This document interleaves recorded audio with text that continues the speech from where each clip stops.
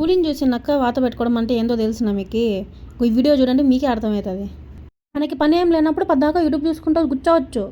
కానీ పనికి మన ఎక్స్పెరిమెంట్లన్నీ చేసుకుంటూ కూర్చుంటే ఇట్లనే ఉంటుంది.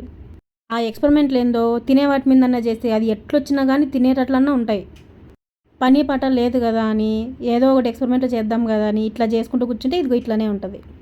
అందరూ హెయిర్ ప్యాకులు ట్రై చేస్తుంటే నేను ట్రై చేస్తే బాగుంటుందేమో, నా హెయిర్ ఉన్నది చాలదన్నట్టు ఇంకొంచెం పెంచుకుందాము, ఇంకొంచెం సిల్కీగా ట్రై చేసుకుందామని చెప్పి ఇట్లా చేస్తే నా ఒకసారి దాని షేప్ చూడండి ఒకసారి.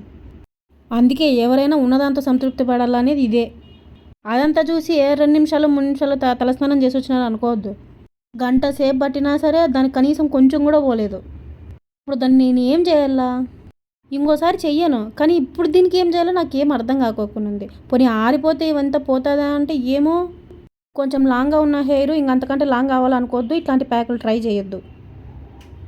First time hair pack try చేయడం ముందు చూడండి నా హెయిర్ ఎంత బాగుందో, ఏం లేకుండే ఊరిన దానికి ఉప్రాయి పెట్టుకోవడం అంటే ఇదే. అంత డౌట్ ఉంటే ఈ హెయిర్ చూడొచ్చు, ఇది మొన్న చేసిన వీడియోని ఎంత బాగుందో చూడండి.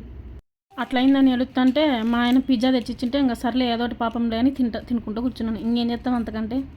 బాయ్, టాటా.